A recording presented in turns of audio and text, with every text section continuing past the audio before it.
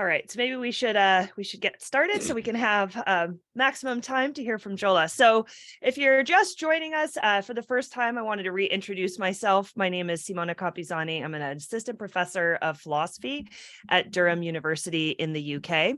And along with Annie Steltz, I help to co-direct the Climate Mobilities Working Group that is generously hosted by Princeton University, both the University Center for Human Values, as well as the High Meadows Environmental Institute. So I just wanted to start with some thanks to Princeton and all the helpful organizing that's gone on behind the scenes to make this happen. I have put a link in the chat if you want to find out some more about this spring speaker series that we'll have running through June.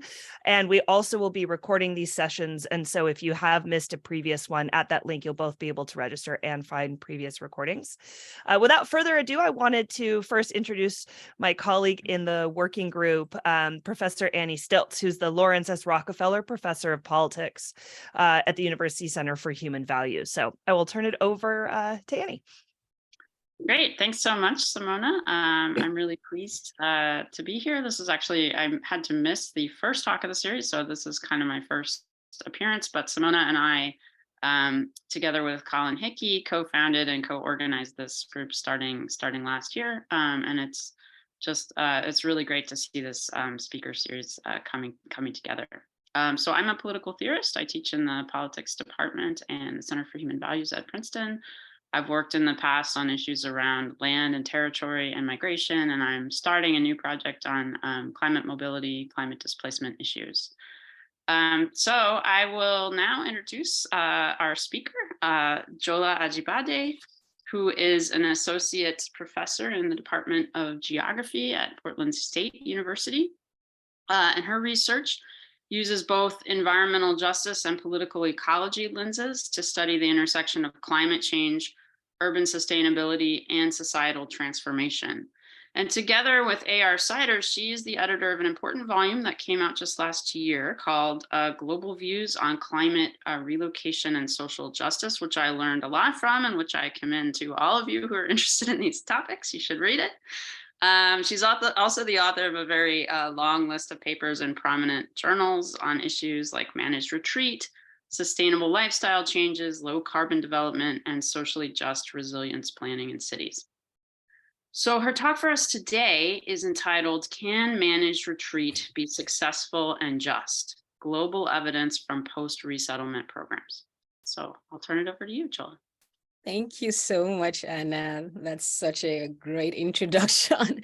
And thank you, Simona, as well. I'm going to try to share my screen and we'll get started in a second. Let's make sure this works.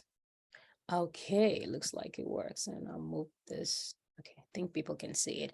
I really just want to appreciate this invitation to give the talk for everyone working behind the scene. Thank you for the work you've done behind the scene.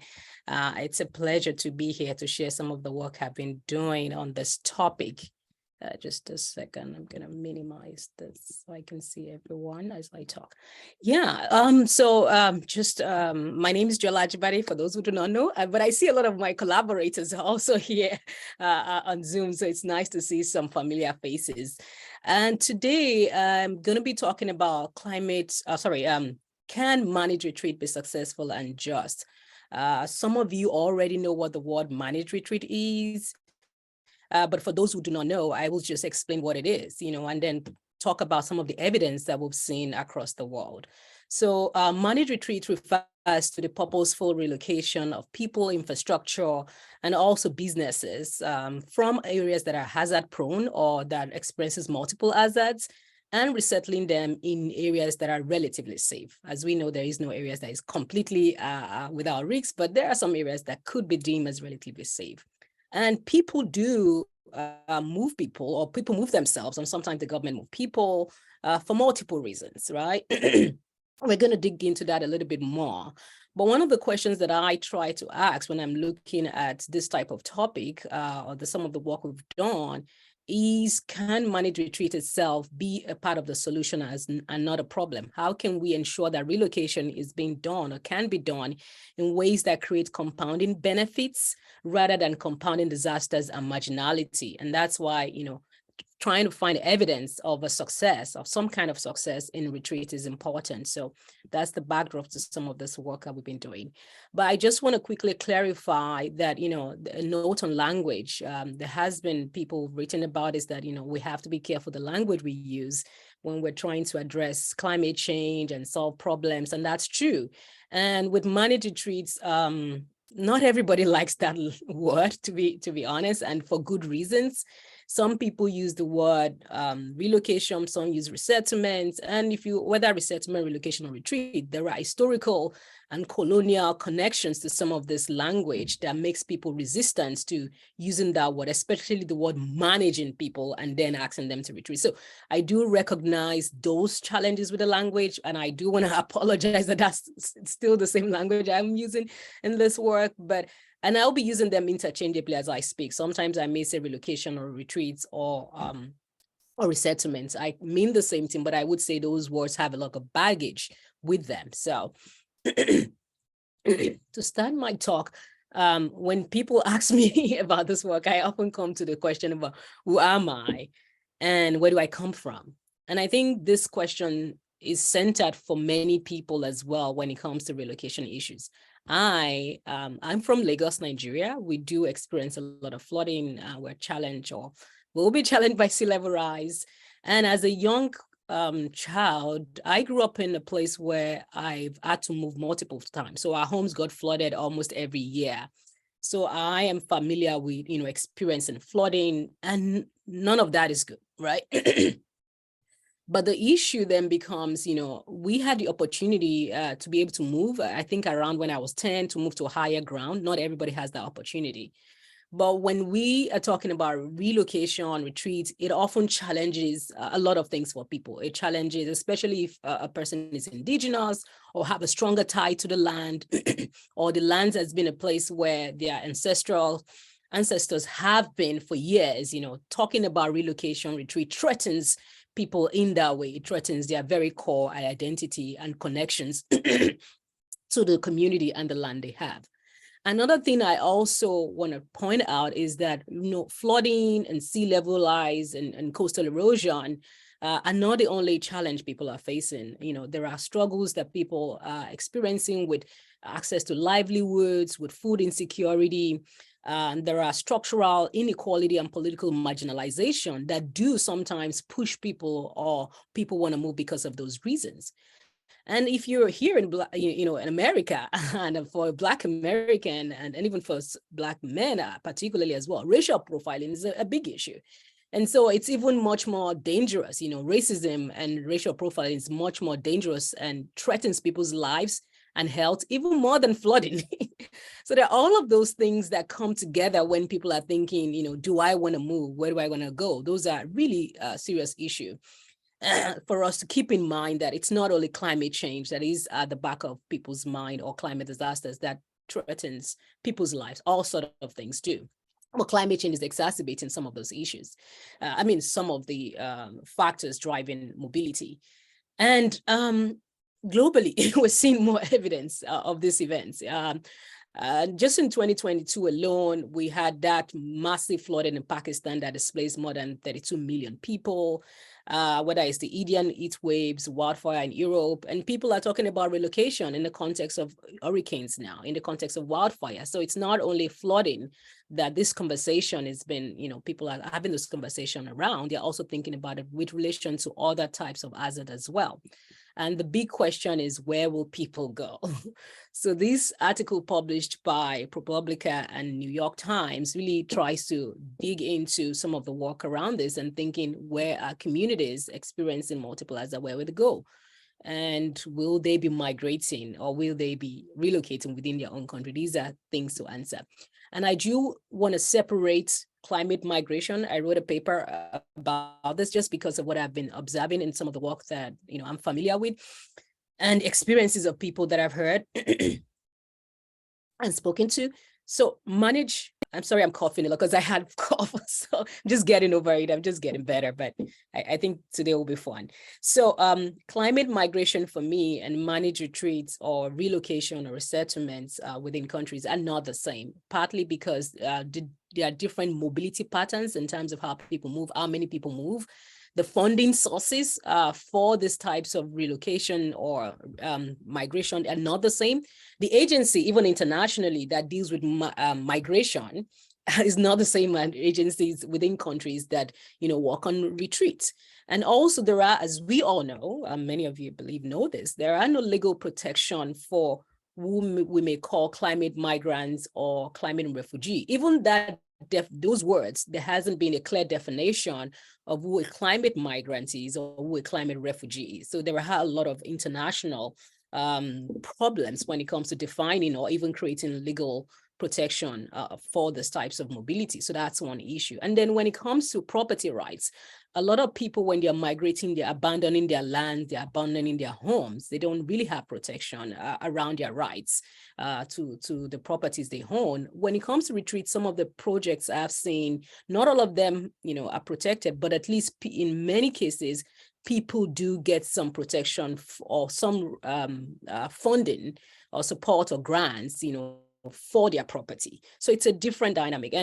And they are both complex, but I do see a lot of struggles when it comes to migration. And for me, I feel that those who are migrating in the context of climate change are perhaps one of the most vulnerable groups.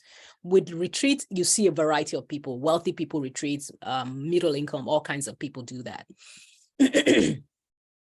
And with retreat, again, the conversation is often moving to a higher ground, moving to a safer ground. And sometimes it's about people moving from cities to areas that are a little bit remote, away from coastal areas. With migration, it's people moving to opportunity and sometimes moving to cities. So there are all these differences when we're looking at these two issues. So just to keep that in mind. And since this workshop is about mobility, I thought I should also share this from one of the work we did in 2020, kind of also trying to acknowledge people who want to move that are not able to move. So either you're looking at climate migration or managed retreat, there are struggles with, people who are also trapped in place, right?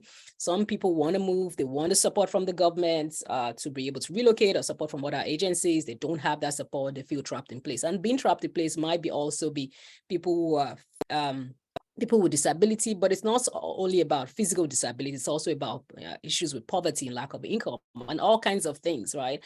And also the ability to get visas to get where you want to go. So there are all of those challenges. And there are people who relocate or who retreat, but then they face new threats where they're going.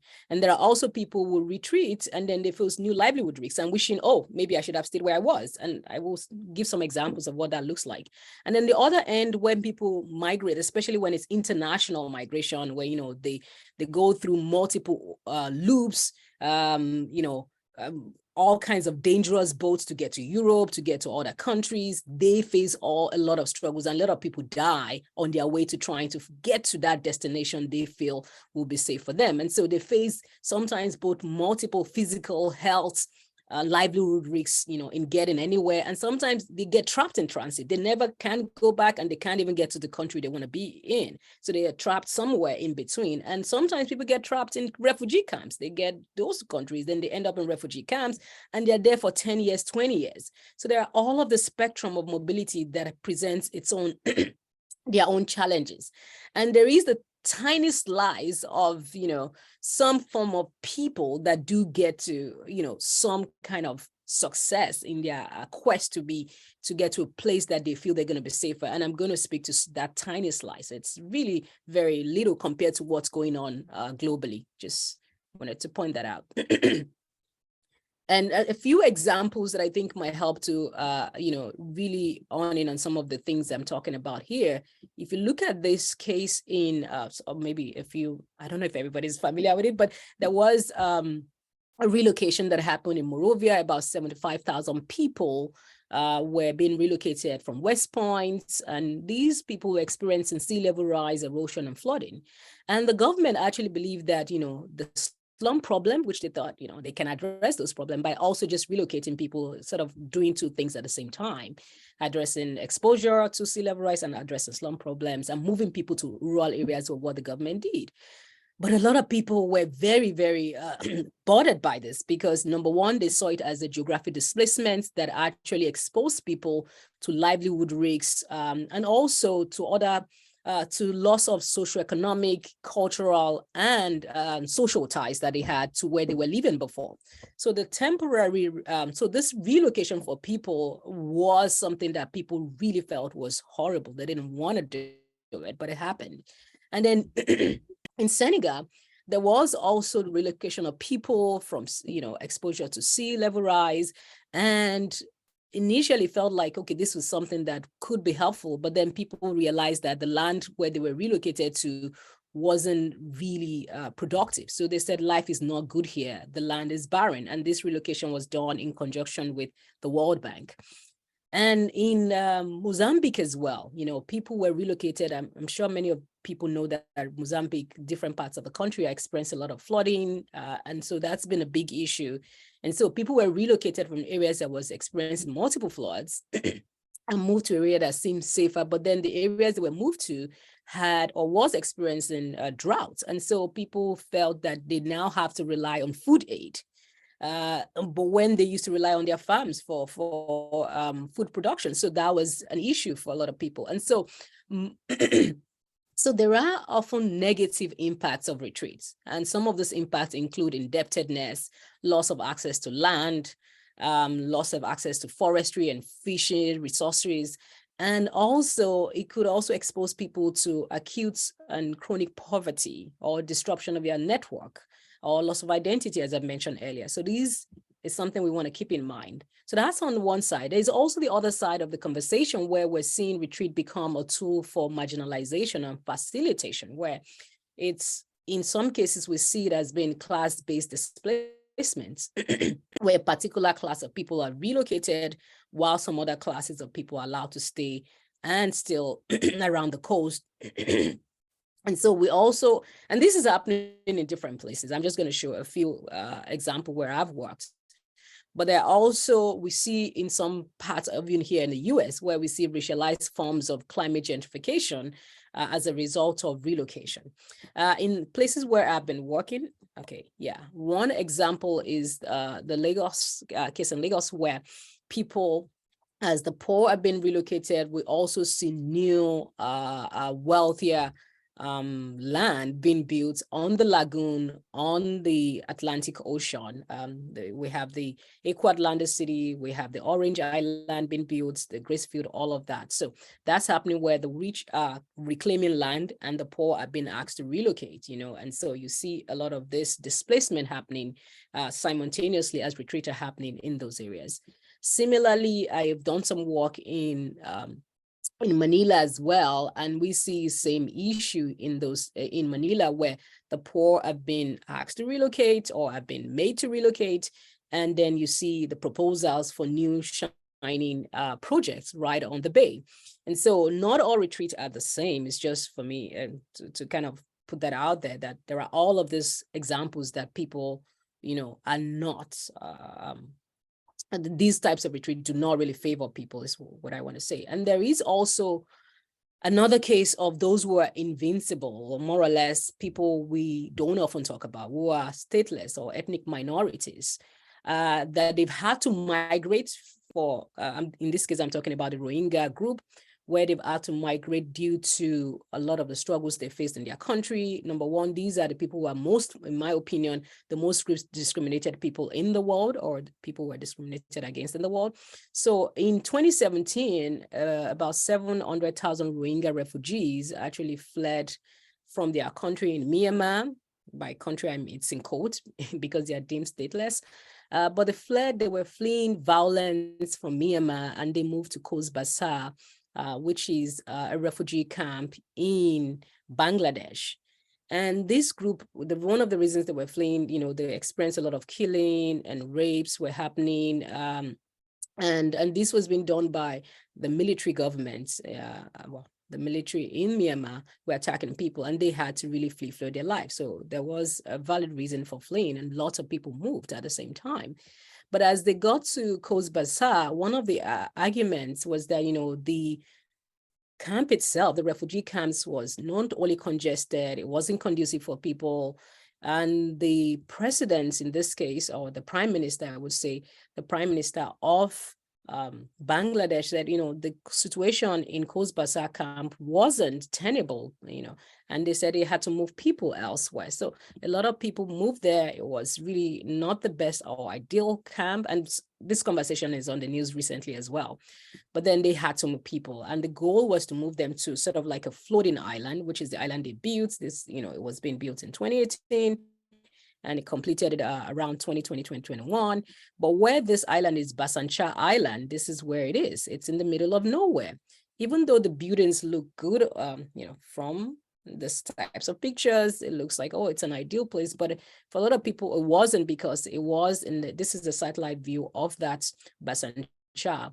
It's middle of nowhere, moving people. A lot of people didn't want to go there. And so these are images of, people being shipped to that island, and they were resisting it. And so human rights groups have condemned this relocation. So people migrated, and now they are being relocated to a place that is deemed safer and better, but to people, it wasn't, right? So you see the people have been, asked to relocate against their will. So a lot of human rights organizations wrote a bit against this relocation, but it did happen. More than 10,000 people were relocated at the time that I was looking at this, and maybe more now. And if you look at it very closely, you can see the housing has solar panels as what you may think, oh, this looks good and whatnot. But, where they are promised, people are trying to escape this. This was a piece that came out in New York Times exploring this challenge that the Rohingya people were facing in this floating island in the middle of nowhere. And the Human Rights Watch actually called it, they say, an island jail in the middle of the sea. So these are the types of relocation. A few I've showed you, some of the problems with relocation and why people don't want it. And all of the complexities that we can see. So I'm just trying to show that, it's a really complex issue. But now, when we're thinking about success, first of all, looking at all of what I've showed you, you can see how badly it could go, and how some people could use it, for elites capture. All kinds of things are happening in that space. But, when we want to think about it, can it be successful? In what ways and for whom, right? And so here, the key thing is, first for me, is to deconstruct what we mean by success. As we know, success itself is highly contested word. What success means to you may be different from what it means to me. And so, and it could vary based on people's values, beliefs, resources, all kinds of things. We can have a whole debate on what success means. But at the very core of it, we can think about success as the achievement of a goal. So you have a desired goal you want to achieve, and you set that goal and you achieve it. And let's say we want to relocate 1,000 people, by 1,000 people from Portland, where I am at right now, in the Beaverton area, and we want to move them to Eastboro, for instance, and we want to do it by December. And if we do that, we could be deemed as successful. We set a goal and we achieved it within a limited time. So one can think about success in that way. But we can also think about it where we did plan that goal, or another group had a similar goal and they achieved it, but in not just moving people in record time and the total number, but also ensuring that they have, number one, there's participation from those groups, they have access to livelihood, they have access to services they need for schools, all the kinds of things that they need to thrive in their community. Those things are achieved, and then the justice issues that matter to them are also considered. Then we could say, the other case was more successful than the initial one. So there are ways in which we can think about success, and that's what I try to explore in the paper we wrote about this. And so that's one. And on the other end is also the justice issue. Just like success, justice is also contexted. It's not, there are different ways we might conceptualize success, justice, right? But at the very basic of it, we can think about giving people what is due or what is fair. We can think about justice as fairness if we want to use John Ross's definition of fairness, of justice. So that's one thing. But we can also go beyond the Rossian approach to justice, beyond fairness, to engaging in ideas around, procedures on how we operate in the context of retreat, and to think about distributive approaches to how who benefits or who loses from retreat. So that's also a way we can think about justice. But for me, those two approaches are still very narrow. We need to consider a larger understanding of justice, which could include the social justice issues, like people giving people resources, housing, services that they need, but also thinking about environmental justice. So there are all kinds of ways we might think about justice. And we try to explore those different ways in that paper that we published. This is the paper. For those who haven't read it, I encourage you to read it. It digs deeper into some of the things I'll be talking about today.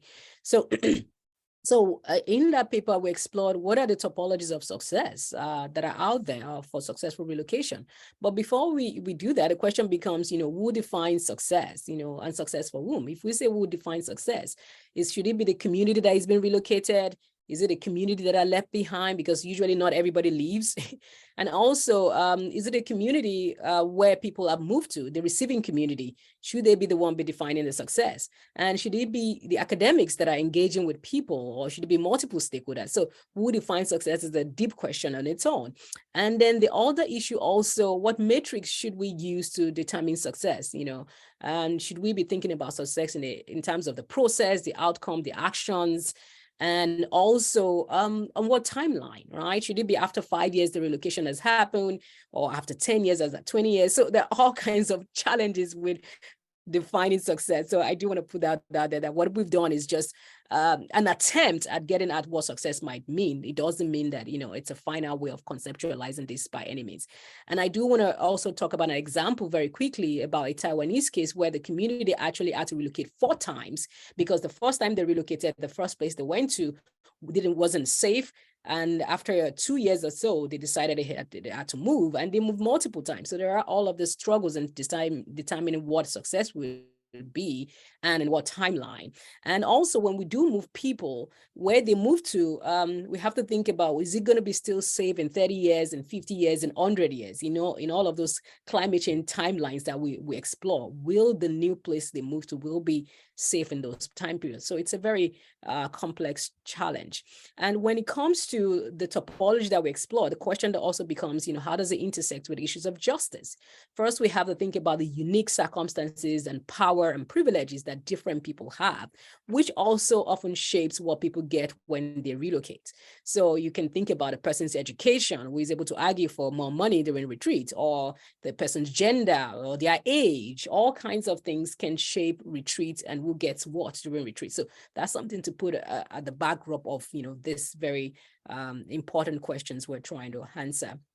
And obviously, there's the history of, colonialism that shapes different places, why people live in different places in the first place, and then how do they move and get the resources they need to move. So for this work, we looked at the literature. It would be helpful if we could travel everywhere to kind of talk to people, but we relied on researchers like you and other people working on this topic and trying to dig into what they've written on this topic. We looked from 2000 to 2021, like over a span of 20 years. And we also explored multiple papers. So if someone wrote about Lagos, for instance, we would try to read like 5 or 10 papers on that particular relocation to really get a sense of what was going on. And so we looked into Google Scholar, Web of Science, and we try to exclude papers that were focused on climate migration, because that's another deep issue. It's very much complex and there are tons of paper there. But what we focused on was mostly the retreat paper, or relocation specifically with response to a particular hazard. And then we only selected cases that were empirical, because there are tons of cases on, hypothetical stories and theories. We eliminated those. Eventually, we came down to 96 resettlement cases. Several of them are still ongoing all over the world. And there are about 60 that did fit, the model or the patterns that were eventually identified. And these are the 5 models that we came up with in the work we've done. So there is a techno-managerial, which essentially is about moving people from point A to B. And you can use this to move as many people as possible.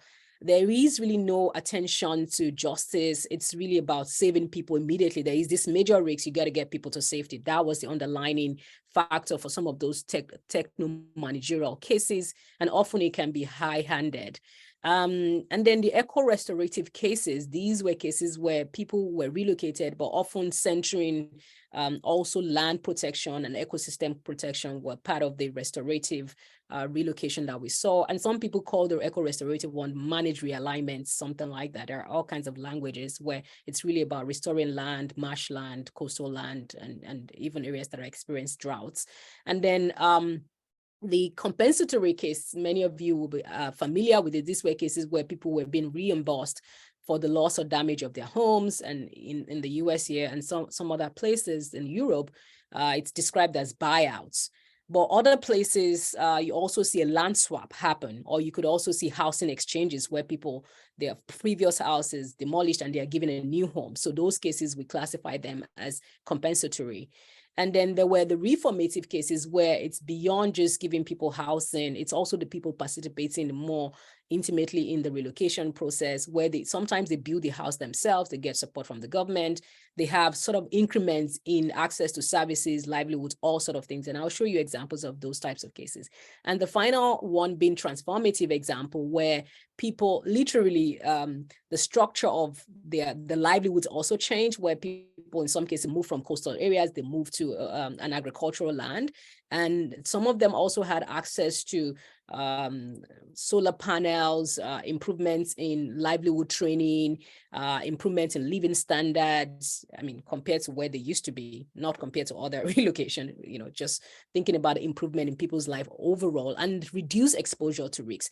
In all of these cases, I would mention very clearly that there are trade-offs. So it's not like they were perfect, but they're just the degree to which they're different to one another. And another thing we quickly wanted to look at was also, do any of these cases also center justice? What's the intersection between these success topologies with a justice framing? And we try to look at the case looked at, historical factors that shaped where people move to and the fact that they need to move up to a safer area, and whether they dig into colonial history and how this could be addressed with this new relocation plans. And then we also considered ideas around social justice, where people are given a housing, allowed to make their own choices with the houses or the resources they have to choose, opportunities in newer areas. So we also looked at whether it center environmental justice, where there is less exposure to people to particular hazards in the new location, and whether people were engaged meaningfully in the relocation process, in the conversation, and in the implementation of the plans. And we also explored ecological justice, where there were consideration to more than human species, where we're thinking about the land, the ecosystems surrounding the areas where people are relocating from, and even where they're relocating to in some cases. And then there was another justice dimension we focused on, which was restorative justice. Did the relocation, to whether implicitly or explicitly, try to think about these as a way to also restore, or as a form of reparation for people for past harms in some ways? And then the final one being intergenerational justice, that, when you're relocating people, will the next generation of the family that's been relocated, will they benefit from the relocation to the new areas? What would the land be like for people in the new location, but also in some of the places where people are leaving? So these was, the framework for the work we did, trying to look at the intersections of these two big issues. And the transformative cases, even though there were very few of them, just about to, did try to center this. In some cases, it was implicit. In some cases, it was explicit. Some of the justice dimension were explicit, some were implicit. The reformative case, mostly some of the readings, some of the cases we read did try to center just intergenerational justice, recognition justice, and social justice, and environmental justice. And then the compensatory cases were mostly about the land, restoration of the land, and then also ensuring that people have access to housing and resources in new areas. So it centered those types of dimensions of justice, social justice, and ecological justice, while the eco-restorative was mostly intergenerational justice were implicitly centered, while ecological justice was explicitly centered in some of those relocation. For the techno-managerial, there wasn't any justice dimension. So that was centered in the conversation. It was just saving people, in quote. And so the breakdown here is that you can see the majority of the cases were techno-managerial, a few were eco-restorative, and a few were transformative. So that's just a breakdown of the case. And when you look at it globally, you can still see that a lot of cases are, for us, deemed unsuccessful. And by unsuccessful, some of the examples that I've showed you earlier, but there are also cases where people experience violence as a result of the relocation, or where people returned after the relocation, or where the whole process did not center any form of voluntariness for people. So there are tons of cases like that that are unsuccessful, and there are cases that are ongoing where we couldn't determine what's going on yet. And then there are a few cases where people, have relocated and they fall into these different categories, and you can see where they are on the globe here. Yes, and so I'll go through this very quickly, looking at my time. And here you can see when it comes to the papers we explored, I'm sure there are tons out there, new ones, but majority of the cases were in the global north, a few were in the global south, and I apologize for using those global north, global south. I know the world is more complex than divided into these two categories, but just for simplicity was why we did that. But when you break it down by continent, a lot of the papers we explored or that we documented this relocation, there were a lot of relocation happening in North America, a lot in Europe, some in the Pacific as well. And as well, when you look at the class of people that has been relocated overall, a lot fell into the low income category, a few were middle income groups, and some were just a mix, just a tiny slice fall into the upper income group. And then when it comes to household being resettled, quite a number of the relocation was between 200 to 1,000 people resettled at a time. And in terms of the hazards that we documented when it comes to the relocation, a lot of the relocation were because of coastal risks, and some, quite a number was also because of riverine risks. There were a few about landslides, droughts, and grassland degradation as well. And there were others that had multiple reasons why people relocated. Some of the relocations that we documented were anticipatory, like, this is going to happen in future, and then people need to move. So a lot of them were anticipatory, and a few were reactive. Well, not a few, quite a number, 45% were reactive. And then the relocation type, there were instances where people relocated as a group. There were instances where it's an individual that's been getting some resources to relocate, and there were instances where it was infrastructure that was relocated as opposed to people. And the funding sources came from a variety of sources. Largely, the federal government is funding most of the relocations, and some were state government, and there were others that were philanthropic groups funding the relocation, and there were some that was a mix. And there were instances where individuals also funded their own relocation. So when it comes to decision making, we also looked at what decisions making approach actually was centered in some of this relocation. We found that the majority of the relocations were top down, a few were collaborative, some were polycentric. And then here, bottom up is like the community leading the relocation. There were some of those as well. And we also asked the question, does the decision making matter for success? If you make the right decision, is it going to be good if it's not top down? Actually, we found that decision making is not a predictor of whether the project will be successful or not. While having community-led or polycentric or collaborative decision making are important, it doesn't really determine whether it will be successful at the end. And so you can see here in the diagram here, the transformative being this tiny slice, but all kinds of decision-making actually led to different topologies. There were some programs that were community-led and they were still techno-managerial, and there were some that were top-down that were reformative. So it all depends. And then I'll just quickly run through some few examples to reduce the abstraction from what of the things I've been saying. So this is an example of a techno-managerial project. Was done in Solomon Islands. 133 people, they from 24 households were relocated from Natumbe, this location, due to destruction of their housing by sea level rise and flooding. And the 33 and they were moved to these different locations, and they moved in 12 locations, which really broke down the community cohesion. So there was disruption there. There was also disruption to traditional practices.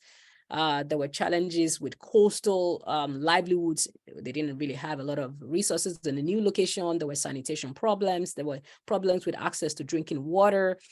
And in terms of the funding for this project, many of them, the funds were self-funded. There was no formal funding from the government. And some people actually relied on remittances for their own relocation. So it was done by the community, but it was very complex. And it, ultimately it wasn't completely successful, if you like, or it's techno-managerial. It was successful in moving from people from point A to B, but didn't really center all of those justice dimensions and other things that, matter, but it wasn't forced. It was participatory. And the example here, a lot of people will be familiar with this case. This is a compensatory that also has a restorative component to it, where this is the New Jersey case. That's the Blue Acres program, which was done in 1995, where a couple of homes, let me not say a couple, I think about 700 homes were acquired because this area was threatened by, people were threatened by sea level rise. And so one of the exciting thing about this project was that people were given the pre-disaster value of their homes. Also financial supports were given to renters, and there was a lot of buy-in from people as well. And this is one of the cases that are deemed successful in the context of the US. And a lot of people are trying to also emulate what happened here and how this can be replicated in other places facing multiple threats. And then these reformative cases, an exciting one, in my opinion, this was done in Iloilo City in the Philippines. And in this case, it started off as a government mandated relocation. So it started off as a top-down case. Eventually, people protested and talked about it. And then they started an approach that was a little bit participatory, getting households to have conversation. And the goal was to relocate 3,500 households to places that are relatively safe, and also to center the resources that people needed. So the government brought in a variety of groups to work on this, and they created a plan on how to do the relocation. So they had the step one, where is the site that people are going to go, doing a census of the, the relocation area, how many people are we moving there. They did validation, they gave notices of when people needed to move, they had consultation, and also spoke to a variety of agencies, and also made sure there was some voluntariness in the ways in which it was done. And eventually they destroyed the previous home people were moving to and built new homes. And this is all the agencies that were involved and the multi-level. So this eventually started off top down, then it became a little bit polycentric at the end of the day. And they engage people at the barangay level, which is the smallest district units in the context of the Philippines. They engage local government, all sort of people. But this project is not without its own challenges. When they were done with all the decision making and then decided to build a home, the NGOs that supported or assisted with home building built all kinds of homes, right? There was NGO A, B, C, D. The homes that were built by NGO A and B were deemed really acceptable to people. People were happy about relocating. The homes built by C and D, people had issues with it. So this is a typical home built by NGO A, and everyone's like, yeah, we like this home, we want to be there. And then the homes built by the other NGO C and D, people were not completely happy about it. They felt that the first group of people got better home, got better access to everything than they did, and that the style of the home was better. There were all kinds of, intra-community struggles with who got what. And then when it came to the overall, this is why we classify this case study as reformative, because overall, if you look at here, before resettlement, the average income of people, and then after resettlement, all of the different groups, whether people were relocated by NGO A, B, or C, they all had some increments in their income after they were relocated. You can see the percentage increase in each of the income, and this was significant, as you can see there. So overall, there were variations in the income, but overall, everybody did add some increase in their income. When it came to services that people now have access to, electricity, water, and toilets, and public transportation in the new location, obviously, those who were relocated by NGO A and B, they almost everything was statistically significant for them. And folks relocated by NGO C and D, they also had some marginal increments in access to electricity. And for instance, if you look here with water, people located by NGO C have access to water. It was statistically significant, but D, it wasn't. And if you look at transportation, there was some increments as well. So there has been increments overall, but not equal. So these were some of the struggles that people had. But overall, that's why we classified as reformative, because it was helpful to people. And then another reformative case I quickly want to show. I know my time is almost up, but I promise I'm ending soon. This is a case from Rwanda, and this is a paper I'm working with a colleague of mine, because she went there to document what happened. I'll just show the video very quickly, and I'll just wrap up quickly. In Rwanda, there is an initiative to elevate the living standards of rural communities, one village at a time. We call it model villages. One of such villages is Ruweru Model Village, located in the Eastern Province. Under this initiative, the government builds homes, donates them for free to the poor. The only condition is that they do not have to sell them off. His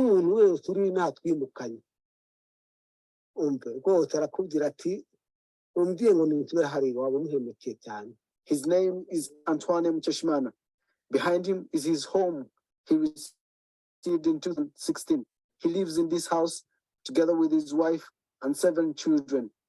Mcheshimana was among the first group of 104 families made up of 400 people from Sharita and Mazane Islands, resettled in Ruweru Model Village. Sharita and Mazane Islands are located in Lake Ruweru, Jesera district. On these tiny islands, residents have no easy access to health facilities, roads, schools, electricity, and clean water, among others. From Sharita Island to Ruweru mainland, the only means of transport that these people have are these canoes. Without them, they will not be able to access the mainland of the entire country of Rwanda. In 2014, when the New Times photographer visited Sharita Islands, Mcheshimana was still recovering from the Hippo attack. His leg was amputated, making it difficult to provide for his family. He shared his gruesome encounter with the large animals.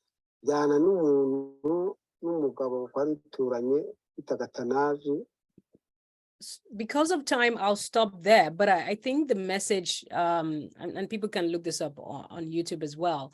The message in our paper was that a lot of the people relocated. So my colleague, Lisa Dale, was in Ruweru village. She interviewed people, and also we documented the significant improvement to people's life. People who moved from Sharita and Mezani Island to Ruweru. But it's not that there were no challenges with the relocation as well. There were still struggles that people experienced in the new location. There were people who talked about, not having opportunity to go back to where they're from, and that they had more access to food in those areas, but the land in Ruweru is drier. But overall, they mentioned that their life is better and they have access to these homes that they didn't have before. And Prime Minister Modi, the Indian Prime Minister, visited the location at the time, also donated cows. Obviously, there are problems with cows being releasing methane and all that, but people felt that having the access to the cows allowed them to have some resources in terms of milking the cows to sell the milk, and also for nutritional values. However, not everybody wanted a cow. So there are all kinds of complexity with this relocation, and I certainly can speak to that during the question and answer time. But the overall narrative from people was that they were happy they were able to move to Ruweru, but not that Ruweru is the ideal or perfect life, but it's better than where they were from. And the other issue was that during COVID, because the lands were dry and people couldn't plant like they were used to in Mezani Island and Sharita Island, there were a lot of exposure to the struggles in food insecurity, particularly during COVID. And so there were a number of donations that, that was given to people here in terms of food. So there are all of those issues, donations of not just food, but also educational resources for children as well. And then wrapping up quickly, I promise there is this case. A lot of people may have followed this case, so I wouldn't speak too much to it. But this is the case of relocation in Fiji, where people relocated from this village in Volungologia Island. I hope I haven't murdered that word. And they moved to Kenani here. And a lot of these people built the house themselves. They donated their labor. They got support from the government and from multiple agencies. And the story is that their life is relatively better up, but people can still go here to fish and farm if they wanted to. But having moved here, they needed to switch to an agricultural-based livelihoods. but also there were access to schools, opportunities for people. So essentially, a lot of things significantly changed for people. But again, it's not like completely perfect. There are things that people had to do in terms of ensuring that the new location, they had to reduce landslides in this new location. They had to do things to make it a little bit more safer. But overall, the people were satisfied with the relocation. Same case with the Enlace project, which were documented in our paper as well, where people relocated to a safer area in parts of Puerto Rico. They built the land in collaboration with other agencies. And also this relocation, people had access to educational opportunity for youths. The communities, particularly resident felt was empowering. It also allowed for the expansion of the stormwater and wastewater sewer management, but also it allowed for leadership of community in this project, and the land and the housing they built, they also made sure it was in a trust form so that they would not be gentrified in future. So there are lots of good stories around this project. I'm just shortening my word because I realize I'm way beyond time.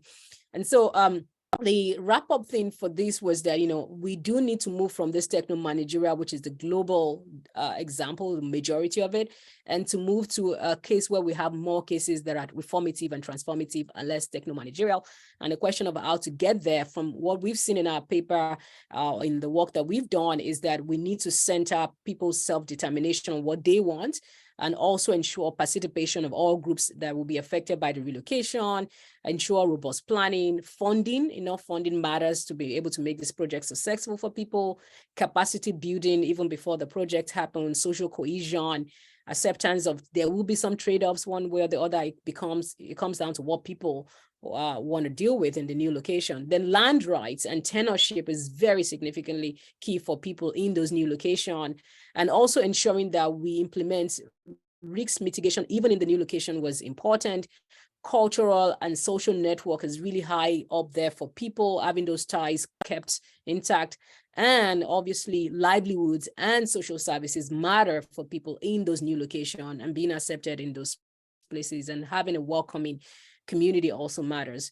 And I'm just ending here with this, that, the funding issue was one of the key problems with the case on Solomon Islands. It comes down to how can we ensure that with the relocation that is happening now, or that would happen in the future, as we can relatively predict, we need to form new solidarities around ensuring the forms of funding that is out there gets the right people, so that we can implement relocations that are safer and that is worthwhile for people. And so finding ways to advance just forms of relocation and supporting that with funding, I think will be key. I also want to thank all the students who work on this project with me. It's really an effort of a village. It's not a one-man thing. And thank you for listening. I hope I was in record time. You were, no, that was, it's incredible. You managed to fit so much and so much rich stuff in this short amount of time. So I want to thank you so much, Jola, for this really enriching talk and a lot of examples. I might have a couple questions. I want to turn it over to Annie to maybe get our conversation started. And just for everyone that is here, you are welcome to raise your hand and I'll manage the chat queue. If you don't have access to a mic and you want your question asked, I'm more than happy to read it, so populate it in the chat. So I'll be keeping an eye, but Annie, if you'd like to start the conversation off. Great. Thank you so much, Jola. That was a really informative and sort of packed with information and lots of interesting things in the talk. So I just have a quick question, which is, so you said that you kind of, you divided these cases. You had like 96 that had already cases that had sort of happened, and then there were 60 that were successful. And then you looked at the successful ones and sort of what kind of relocation it was, and then what the participatory processes, whether or not they were involved, and so on. I wondered if you looked at the unsuccessful ones, did they tend to be a certain kind, because that could be interesting. I mean, it might be that there are some successful relocations, even of a techno-managerial sort, but it could be that just techno-managerial relocations are just much more likely to be unsuccessful than other kinds of relocations. So I just wondered, are there interesting patterns in the unsuccessful ones? Have you looked at that yet? Is that something you plan on looking at? Yeah, that's a very good question. So what we did was, tons of unsuccessful cases. So in our database, because we created this huge database, and we had so many questions that we're answering. And a number of cases, anytime we looked at some of those unsuccessful cases, because we did look at a bit of them, quite a number of them as well. Once we noticed there was violence involved in the relocation, or people were forcibly, whether with a bulldozer or guns or whatever, made to retreat, we just put it under unsuccessful. So we did look at a lot of unsuccessful cases, and we're like, oh, this one involved violence. This one, the people didn't want to move. They were forced to move. And we actually struggled. So the question you raised, we struggled between the techno-managerial and the unsuccessful. We kind of had to think, if something is techno-managerial, should it still be called successful because it feels top down? And it came down to, the differences came down for us where, number one, it wasn't violence in terms of physical violence was not involved. The voluntariness obviously can be debated, right? Like, okay, so in Sri Lanka or in India, there was the tsunami that happened and people, lost a lot of things. But also leaving them in the condition would have been a form of violence as well. So working with people to relocate and building homes in a particular area was relatively fair and helpful for people, but there wasn't enough time for some of those cases where, tabling conversations around, okay, who wants to move? What resources do you want in a new place? They just built some of this housing and they're like, okay, it's time for people to move. So it came down to which one was physically violent and very coercive, and those that were not, but still people were able to move, particularly after a major hazard or disaster, yeah.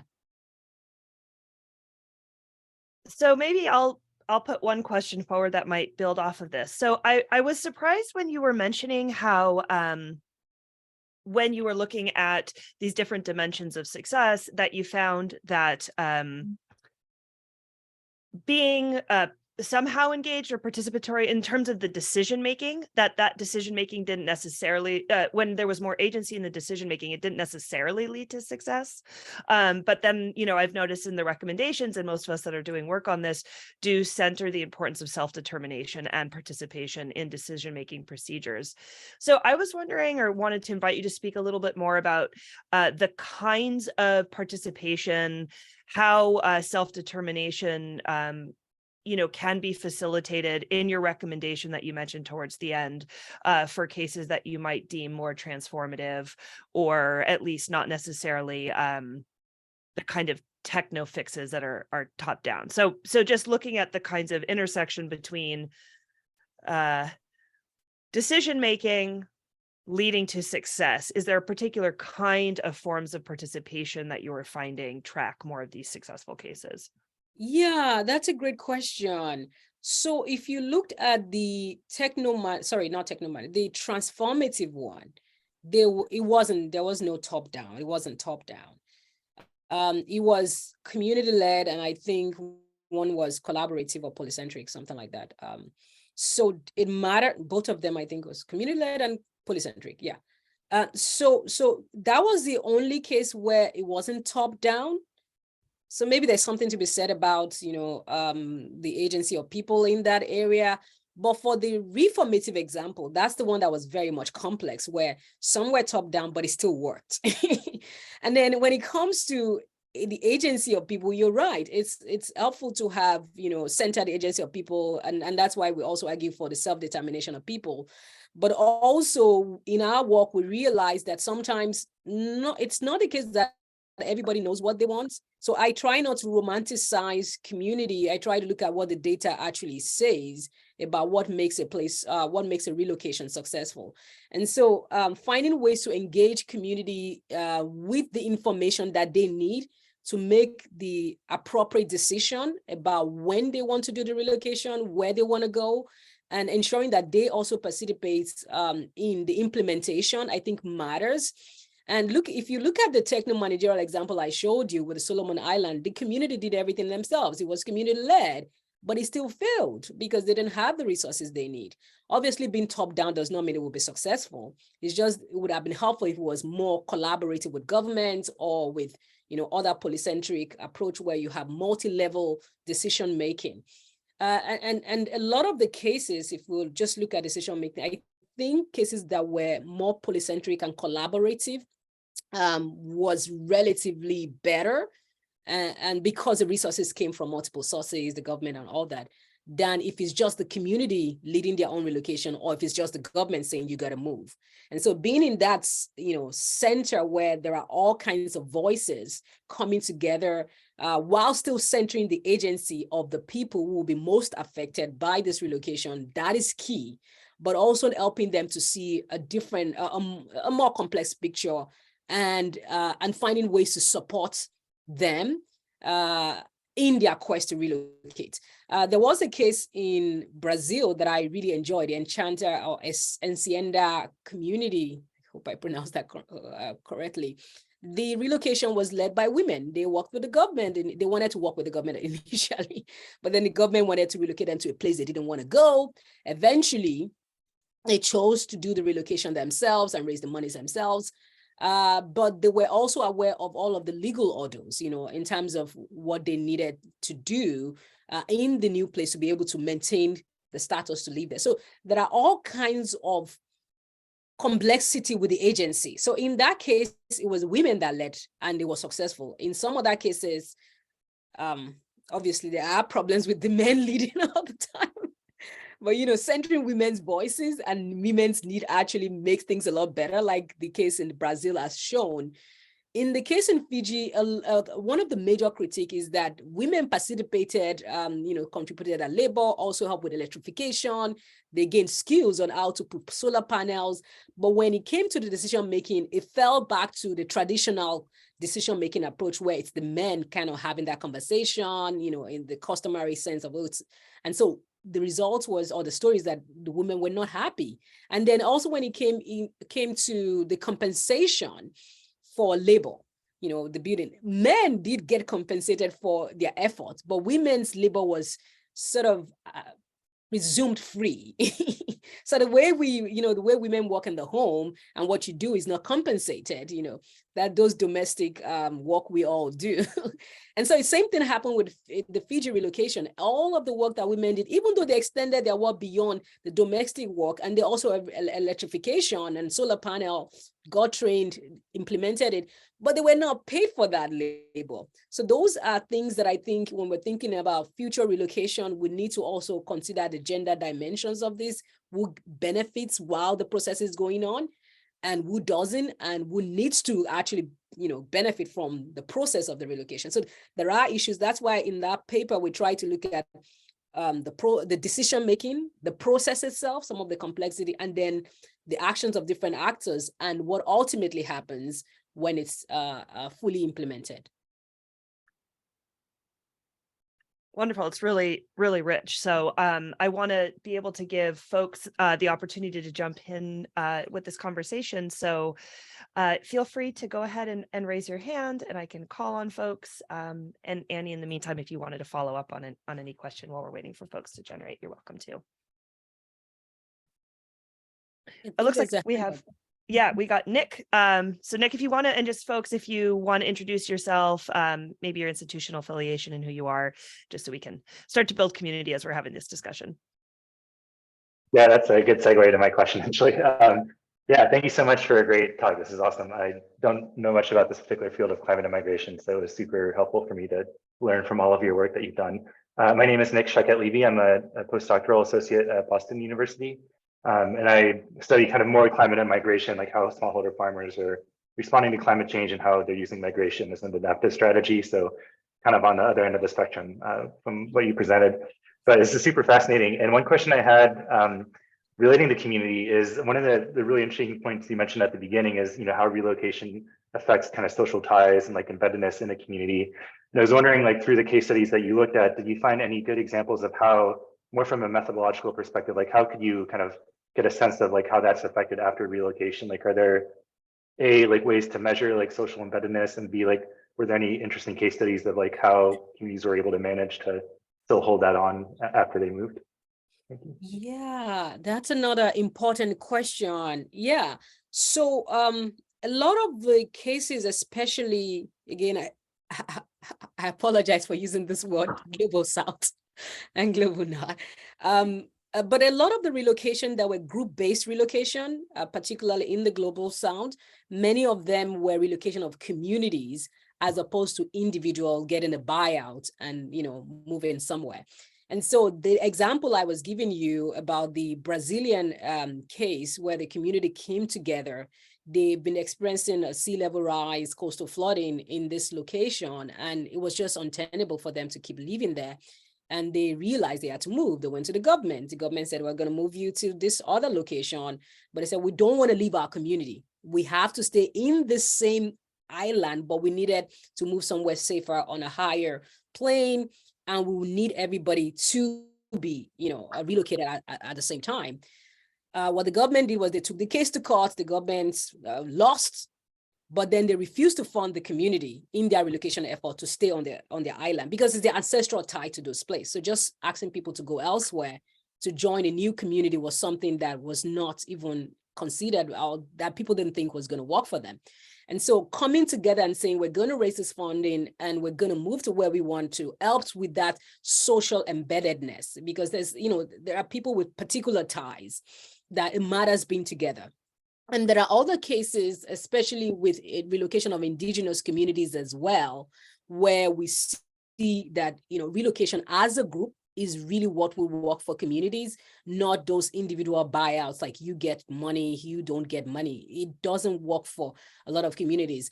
And then also some of the relocation in, I would say, even like the Philippine one, even though they were not indigenous, sometimes the relocation of slum communities also tend to center these ties because people rely on each other for food. A lot of people, because of poverty, sometimes you cannot, you want sugar from your neighbor or you want a bottle of water. And so when you move people in different places and there's this neighbor or neighborhood they've often lived in, and scattering them really breaks down that social connections and ties that really matters for their livelihood. And so a lot of the relocation of people living in informal settlements, or if you call it slums, as many of them were also group-based relocation, which allowed for the maintenance of that ties and obviously allow for people, we know that social capital matters for resilience in the long run. You can rely on your neighbor for support, for livelihood, for all kinds of things. And so there are a number of examples that are centered those types of issues in relocation, and therefore allowing for rootedness. So one of the arguments I make in, I don't know if I made it in the paper or maybe I should be, or it's in my head, I'm not sure, is that the resistance to relocation sometimes is because of the break in that rootedness and connections for people. And so when that is centered as part of the conversation, it's a little easier for people to come together and have a conversation with even governments or multi-level agencies if we center that rootedness and also show that it can be built in those new locations, as opposed to, just giving people a house and say, go there. Yeah. Oh. Cool. Thank you very much. That's awesome. Yeah. Sure. All right. Looks like we have a hand from Gabriella. Hi, Jola. Great to see you. Great to see you. And just to introduce myself for everyone else, my name is Gabriella. I'm a JD PhD student at Duke, and I study climate migration. So I'm very excited about this community and of course about today's talk. And Jola, one of the things I have been thinking about a lot is that there's such a gap, as you mentioned at the beginning, in agencies for who deals with this. And so then people like the World Bank or FEMA in the US are either forced to or choose to fill this gap, but there's so many, I think, things that they do wrong because they're not meant for this. And I was wondering what you envision as an agency or as a way forward for something that could do, an organization that could do managed retreats or planned relocations. Like, what do you hope for? Wow. Thank you, Gabriella, for that easy question. I know, not very fair. Yeah, but I think you touched on one of the core issues in this field for those of us working here, is that we do see that gap. And we also see that, you know, because of the lack of recognition on both sides, like we know it's happening, but at the same time, people are pretending it's not happening. I mean, agencies of government, like you see in the climate migration, I'm not talking about traditional migration, I'm talking about climate migration. It's happening, but there is this reluctance to say, yes, this is an issue. We need to deal with it and create a treaty and then attach some agencies to implement the treaty, whatever, you know. But also locally, you're right, it's FEMA or is the Department of Housing and Development that wants to deal with this, or and then I'm thinking about other countries outside of the US. Even in the Philippines, it falls into the hands of different groups, and in Nigeria, it's like a mess.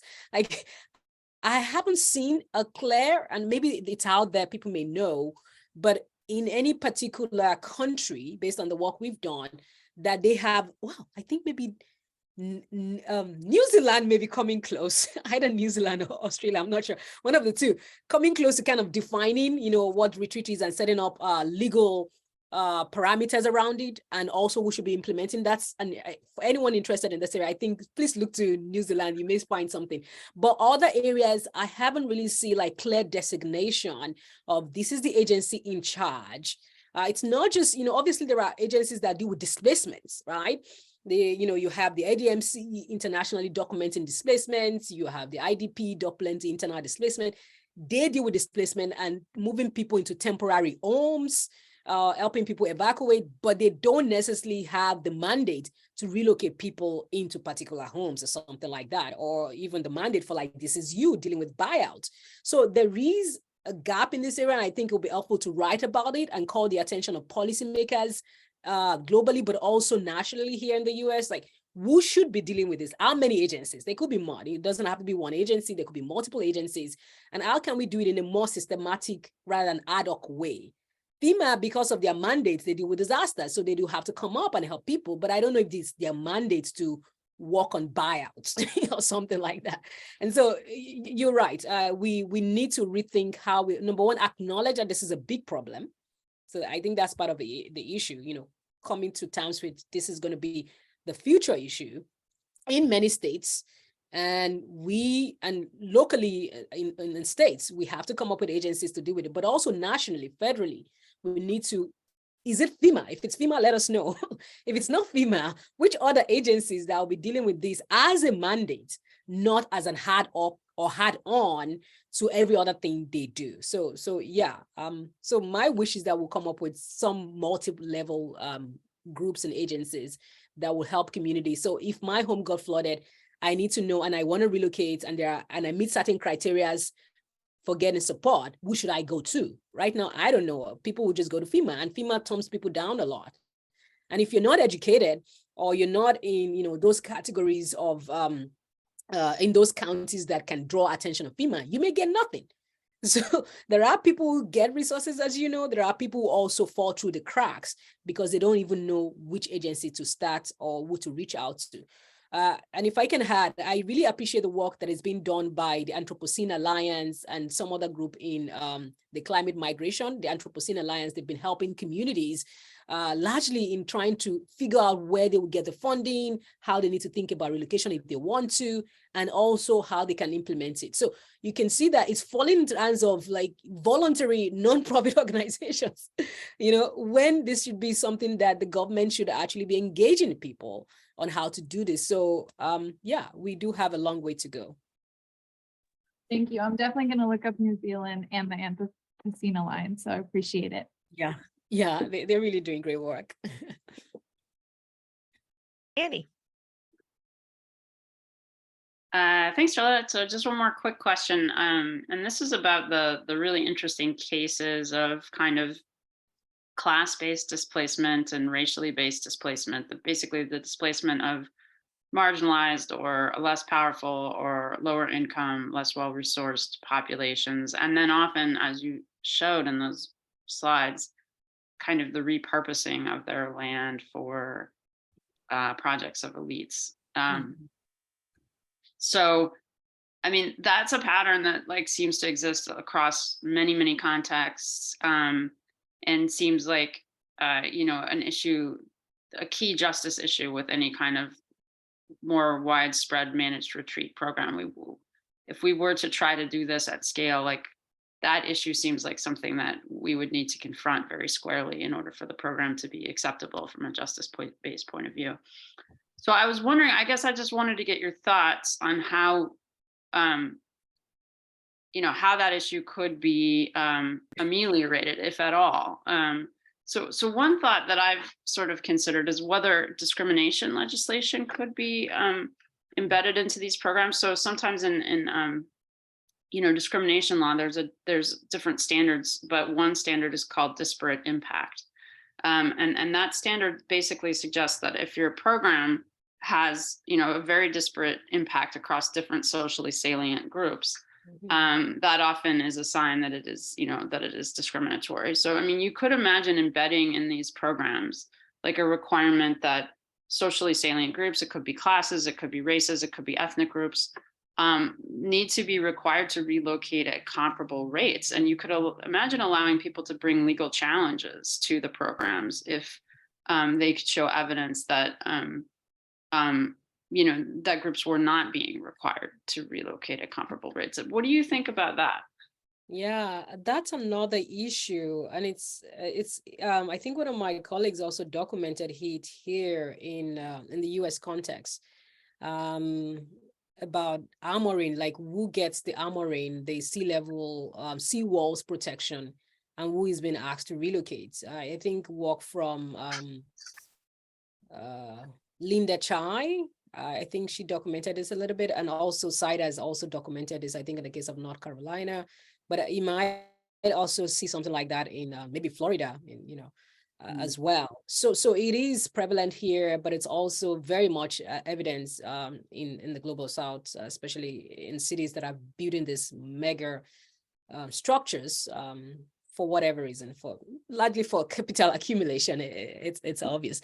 So yeah, there are also, if we look at the Blue Acre example, the buyout here, I think if my recollection is right, that there is a mandate not to rebuild those areas, to turn it perpetually to a recreational land, for grassland. So there are some examples where a buyout happens and there is a mandate in those locations that nobody should ever rebuild this area. This is going to be turned into a sacrificial zone, in some cases for water, in some cases for storm management, in some cases for just recreation.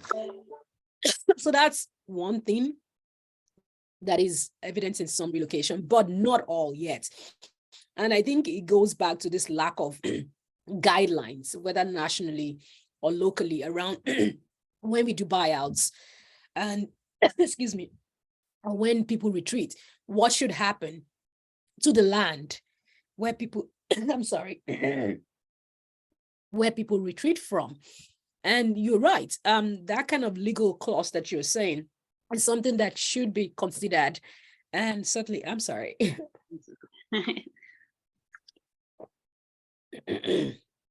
Yeah, it's something that I think will be helpful in the long run. But as we know, money controls a lot of things in the world, not just in the US. And so oftentimes, property developers have a lot of power, but also insurance companies, they play a big role in this issue. They are insuring homes in areas that are exposed to sea level rise and flooding.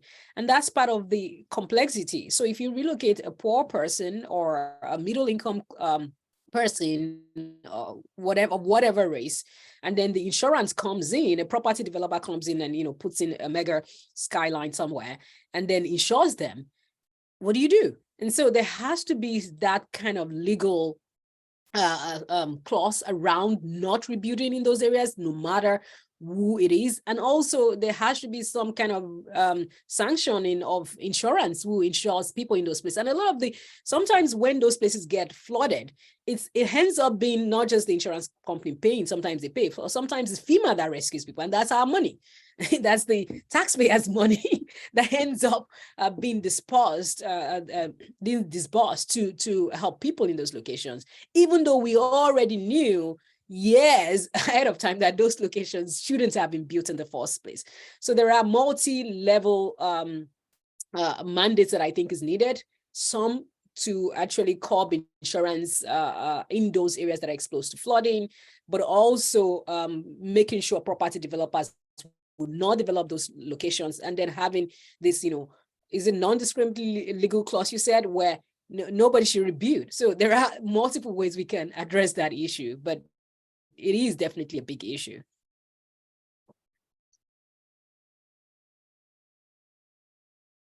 And if I can add one more thing, and it's an issue also because there's money to be made on the coast.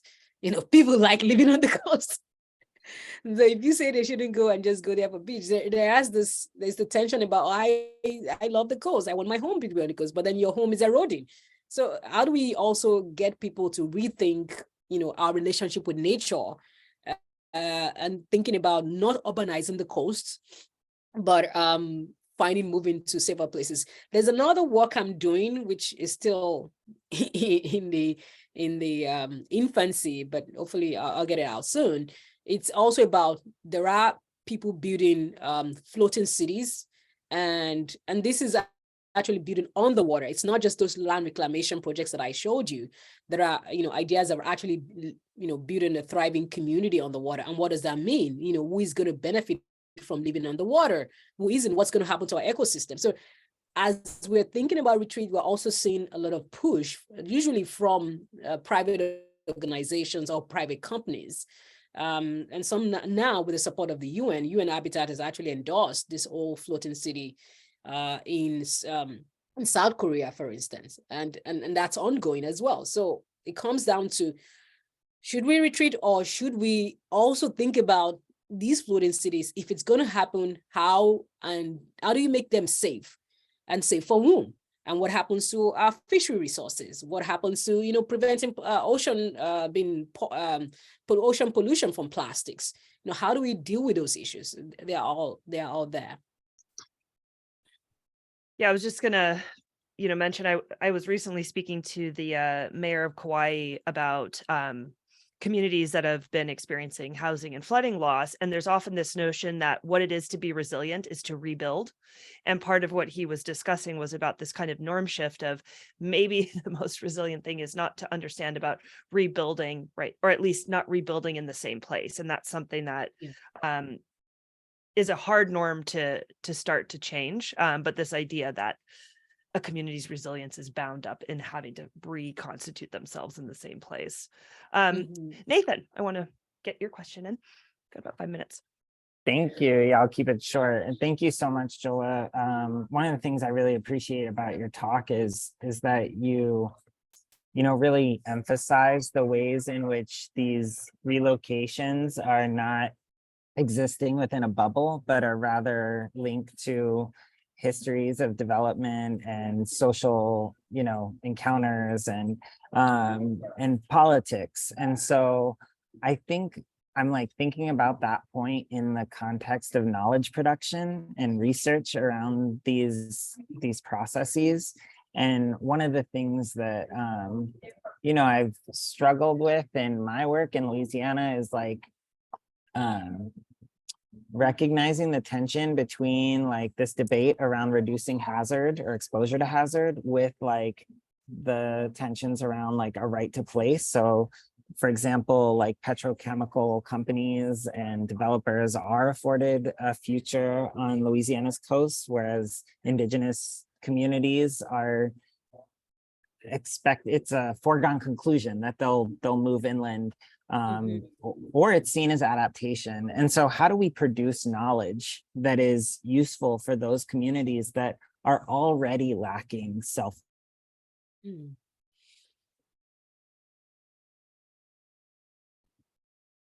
think Nathan froze. Oh, am I the one that froze?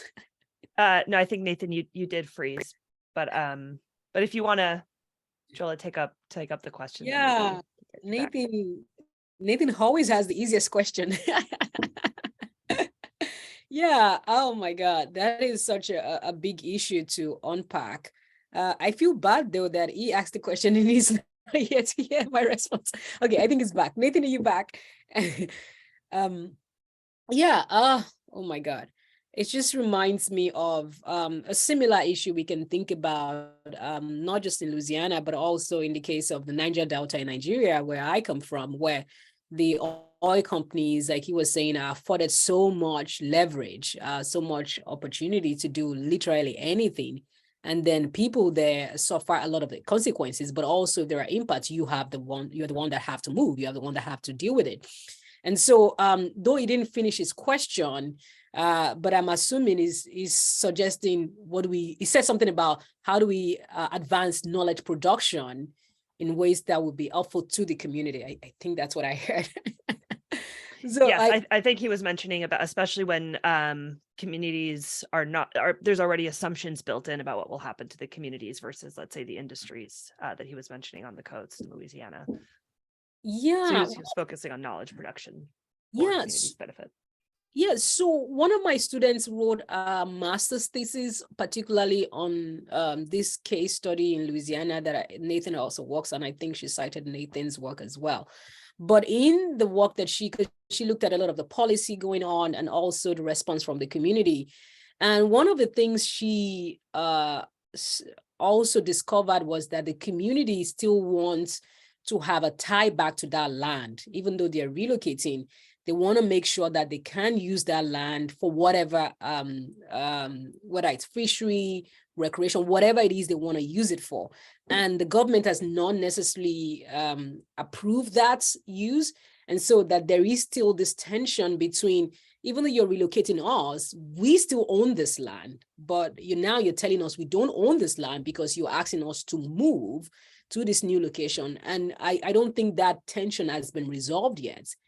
Because the community are not necessarily willing to relinquish that land and say, up in the air, you go use it for, because they were proposing using it for like something else. And so that's an issue that is ongoing, and I don't know how it's going to end. But I think to Nathan's point about, why is it that we keep seeing, private entities and private money essentially be given more leverage almost in every area of our lives than what really matters to everyday people, whether we're indigenous or not. I think this is a much larger problem, even though the symptom or the example of it is very evident in the case of Louisiana, but it's not peculiar to Louisiana. We see it in almost every facet of life, even in the food industry. We see that everywhere in health, and so, but if we go back to Louisiana case, I think the fights that they are fighting to maintain their land, I hope they win, and so that they will have that land, especially thinking about the history for intergenerational justice, being able to say this was also our land, because once they relinquish it now in 20, 50 years, everybody forgets that used to be their land. And so finding ways to still keep that land and keeping the name of the community on the land and the history, that's what I would like to see. And I don't know how it's going to happen. I know the communities are fighting for this, and I just hope they win the fight. Jola, thank you so much for all your time, and everyone for their questions and the participation. This has been super informative. If you want to revisit this conversation, which I think all of us will want to, and watch it multiple times, at least I know I do want to do that, we will have the recording available, and we'll make sure to have it up in the link that I sent. But I just wanted to thank both Jola and Annie. And Annie, if you want to say any last comments, but really, Jola, thank you so much for your work, your ongoing work, this talk in particular, and sharing your time for us. Annie, if you want to say any last thoughts. Oh, you muted, Annie. Oh. Sorry. Thank you so much to Jola. And for those of you in the audience, I hope that we see you again at the next event in our speaker series next month. Thank you, Take everyone. care, everyone. Thank you so much. Have a good rest of your day. Bye.